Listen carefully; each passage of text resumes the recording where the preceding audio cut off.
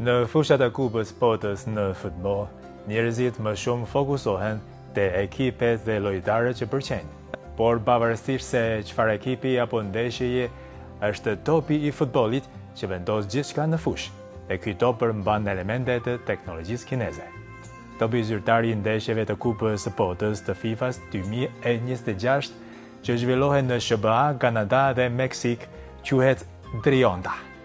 Të gjithë topat që janë përdorur apo do të përdoren në 104 ndeshje të zyrtare janë prodhuar nga një fabrikë përpunimi në Guangdong të Kinës Jugore.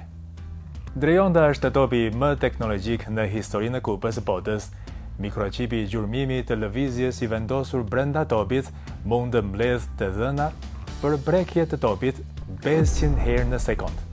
Kjo teknologji mundësohet nga një kompani në Jiangsu të Kinës lindore.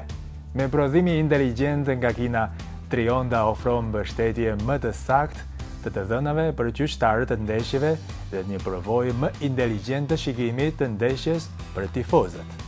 Ky top me therb inteligjent të mbështetur nga Jiangsu dhe me prodhim final në Guangdong ka plotësisht shenjat Made in China si brenda dhe jashtë.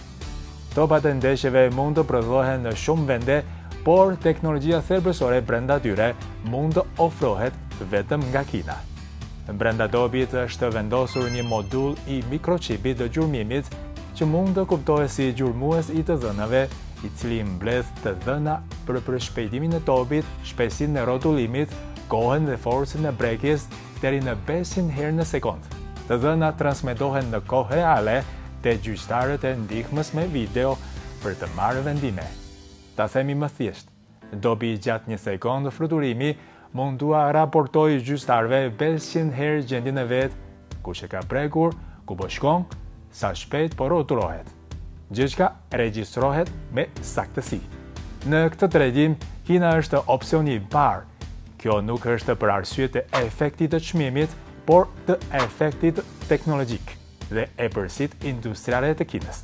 Nga prodhimi i mikroqipeve dhe përthamave të topit, deri te bashkimi dhe testimi i produktit përfundimtar, i gjithë procesi i prodhimit të topave mund të kryhet në mënyrë efikase brenda një inxhili industrial të kompletuar.